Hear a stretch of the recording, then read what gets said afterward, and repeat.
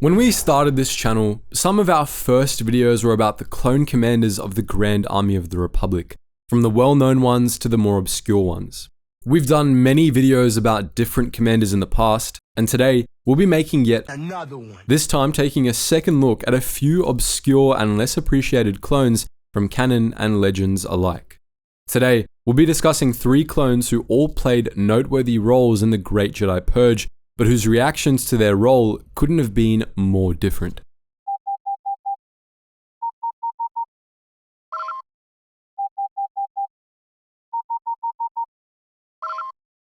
Attention, Sergeant on deck! The first commander we'll be looking at, unlike the other two, is a canon exclusive. CC-10/994, also known as Grey. Grey was Depa Bilaba's clone liaison during the Clone Wars, serving as an officer in the Grand Army of the Republic alongside Bilaba and her Padawan, Caleb Dume. They fought together on many battlefronts during the final months of the Clone Wars, from Horun Kal to Megiddo, and at the end of the war, they were stationed on Kala, where Grey received Order 66. He and his men executed General Bilaba in compliance with the order, and they attempted to execute Caleb Dume as well, though the young Jedi escaped. Grey's story is somewhat complicated by unresolved continuity snarls in the canon timeline. He originally appeared in the Kanan comic series, which told the story of a few of the battles he, Bilaba, and Dume fought in during the Clone Wars, before shifting to Dume's experiences after Order 66. However, Grey showed up again in the Bad Batch's series premiere, in which the story of the execution of Depa Bilaba during the Battle of Kala was retold. For no real reason, the Bad Batch changed a number of details, and since the new canon got rid of Legends' old hierarchy of continuity in favor of all media being equally canon, these inconsistencies are still unresolved. In the Kanan comics, Grey was specified to be a commander, and he wore armor with red markings. In the Bad Batch, he's addressed as a captain and wore armor with green markings. Since the rest of our story is all from the Kanan comics, we're going to be referring to him as Commander. It's feasible that he got promoted after the Battle of Kala anyway. After the end of the Clone Wars, Commander Grey and his right-hand man, Captain Styles, were assigned to hunt down and eliminate Caleb Dume. They failed to prevent him from escaping Kala and ended up chasing him across the galaxy. As the chase continued, however, Grey started to have doubts about the Jedi Purge. He wasn't as quick as some of the other clones to just forget all the battles he had served in alongside the Jedi, and he was disturbed by how he and his men had so readily killed Depa Bilaba. All this paid off when Grey and Styles encountered Caleb Dume again, and Grey decided to sacrifice himself to help the boy escape. He shot out the controls of the frigate on which he was stationed, allowing Dume's freighter to destroy it. Grey was killed, as were Styles and many of their comrades, but Caleb Dume was able to escape. Commander Grey was a short-lived but interesting character. Like most clones, he was fiercely loyal to his brothers and, prior to Order 66, to the Jedi. But he differed from the average clone in that he let his personal loyalty to the Jedi outweigh his abstract loyalty to Imperial authority.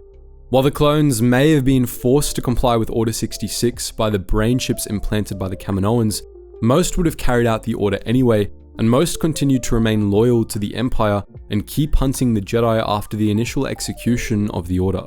This was despite the fact that, as the example of Commander Grey showed, the brain chips were a one-and-done sort of deal. They didn't reprogram the clones in any lasting way, and after the initial execution of the Order, they didn't remain in effect. The reason for this was the clones' loyalty. Their loyalty to authority, which, for most clones, far outweighed their loyalty to any individual.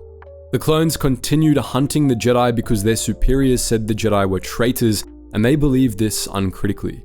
Thus, from their point of view, they weren't betraying the Jedi at all, for the Jedi had already betrayed them. But Commander Grey was different. He, unlike so many clones, was able to see through this and realize that his loyalty to authority was misplaced and that it had been he who had betrayed Depa Bilaba. Upon realizing this, he set out to make things right, at the cost of his life. Next up, we have Commander Vill, who was one of our 4 regimental commanders in the 501st Legion. His role in the Clone Wars is entirely unknown, but during the reconquest of the Rim, he served under Commander Appo and Darth Vader. Vill's regiment was deployed to New Plimto immediately after the end of the war, where Vill's detachment of the 501st was tasked with wiping out a local separatist holdout, which had come under the leadership of Jedi fugitive Das Janir.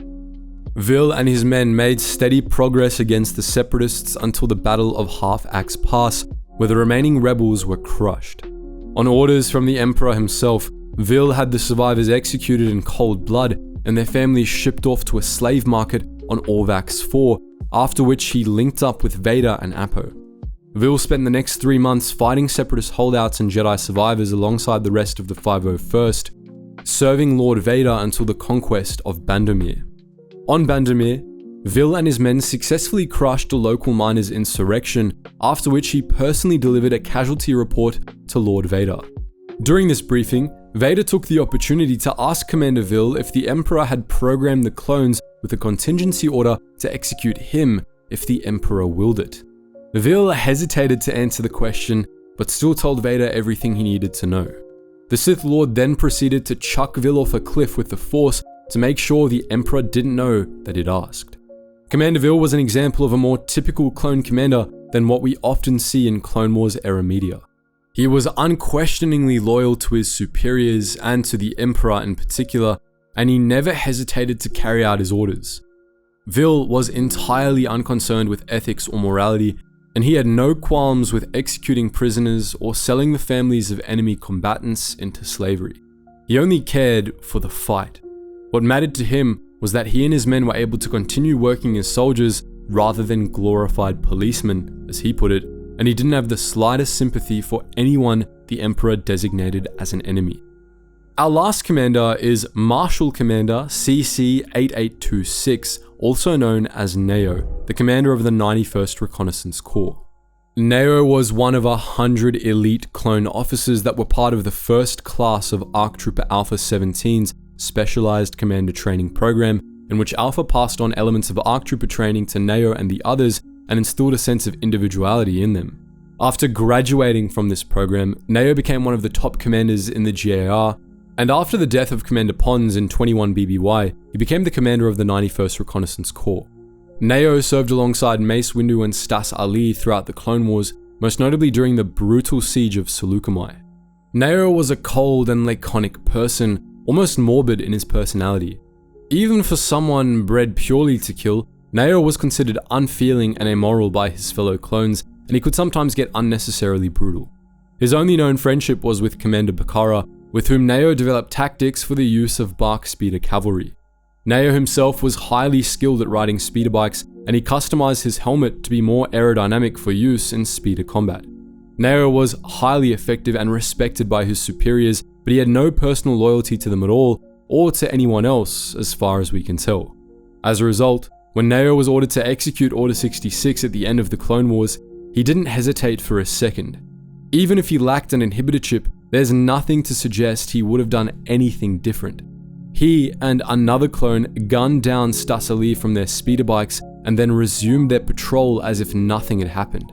That's just about what you'd expect from Commander Neyo. He didn't care about anyone or anything apart from his orders, and he killed whoever his superiors told him to. Neyo seemed to hold the attitude that right and wrong were things for philosophers and Jedi to debate. He just wanted to do his job.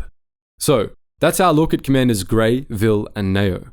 But what do you think? Are there other clone commanders you'd like us to talk about? Let us know your favorites in the comment section below, and as always guys, thank you so much for watching, and I hope to see you in the next video.